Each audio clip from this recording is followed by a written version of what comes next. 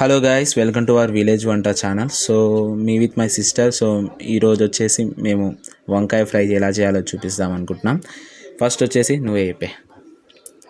Hi, మీకు already వీడియోలో కనిపిస్తుంది కదా. సో వెల్లుల్లిపాయలు తీసుకోండి. వెల్లుల్లిపాయలు బాగా కారము, ఉప్పు అవన్నీ మీకు తగినంత వేసుకుంటే సరిపోయేది. సో ఎల్లిపాయ కారం లాగా చేసుకోండి దాన్ని. ఎల్లిపాయ కారం అలా దంచిగా సింపుల్గా చేసుకుంటే సరిపోయేది. ఎల్లిపాయలు చాలామంది ఎక్కువ వేస్తారు, బాగుంటుంది. ఎల్లిపాయలు ఎక్కువ వేసుకోవాలి. సో సూపర్గా ఉంటుంది. అండ్ ఆల్సో ఎక్కువ ఇంకా దాన్ని ఎలా అంటే అది మెత్తగా చేయాలి. ఇప్పుడు మీకు ఇలా వీడియోలో కనిపిస్తుంది కదా, నేను ఎంత బాగా దంచాను అనమాట దాన్ని. అలా దంచితేనే దాంట్లో ఉండే ఎల్లిపాయలో ఉండే స్మెల్ అదంతా కూడా ఫ్లేవర్ అంతా దానికి కారంకి ఉప్పుకి పట్టేస్తుంది అనమాట. సో అలా ముద్దగా తయారు చేసి పెట్టుకోవాలి పక్కకి. సో దాని తర్వాత ఒక పెంక తీసుకొని అందులో ఆయిల్ వేసి, తగినంత ఆయిల్, మరీ ఎక్కువ వేయకండి. దాని తర్వాత డైరెక్ట్గా మీరు కోసి పెట్టుకున్న వంకాయలు ఇలా హాఫ్కి కట్ చేస్తే సరిపోయింది. మీకు నచ్చినట్టు చేసుకోండి, హాఫ్కి కట్ చేసుకోండి. నేను పొడుగువి తీసుకున్నాను. పొడుగువి ఎందుకంటే చాలా టేస్టీగా ఉంటాయి. మీకు నార్మల్గా చిన్న వంకాయలతో అయితే అది అంత టేస్టీగా రాదు. అదే పొడుగు అయితే సూపర్గా ఉంటాయి. అలా నూనెలో వేసుకున్న తర్వాతకి కొంచెం బాగా ఫ్రై చేస్తూనే ఉండాలి. మాకు ఇందాక చెప్పినట్టు పొడుగు టేస్ట్ బాగుండో తెలియదు, కానీ మా ఇంట్లో మిగిలినాయి కాబట్టి నాకు వేయాల్సి వచ్చింది. అండ్ ఇక మీరు ఇలాగ తీసి పెట్టుకున్న ఎల్లిపాయ కారం అందులో వేసేసి బాగా మిక్సింగ్ చేయాలి. అదే అంటే ఇప్పుడు ఇది ఉంది కదా మిక్సింగ్. ఎందుకు అంటే ఇది నువ్వు ఆల్రెడీ ఎల్లిపాయ కారం కదా, అది స్మెల్ అంతా ఎల్లిపాయ కారంలా అనిపిస్తుంది అనమాట నువ్వు సరిగ్గా మిక్స్ చేయకపోతే. ఆయిల్లో అది ఫ్రై అవ్వాలి. ఆయిల్లో ఫ్రై అయ్యి ఈ వంకాయకి అంతా పట్టినప్పుడు నీకు అప్పుడు వేరే టేస్ట్గా ఉంటుంది.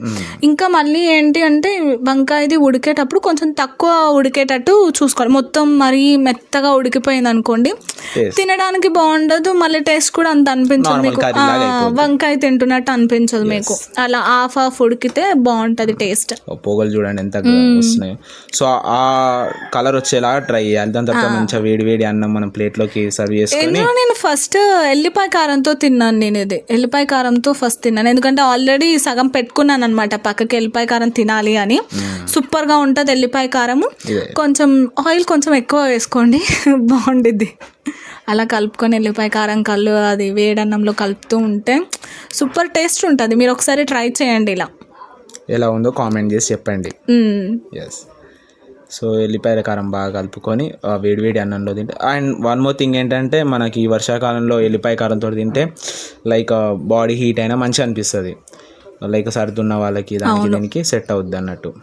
అట్లా అదిగో అలా కలుపుకొని కాలుతుంది, చేతి కాలుతుంది.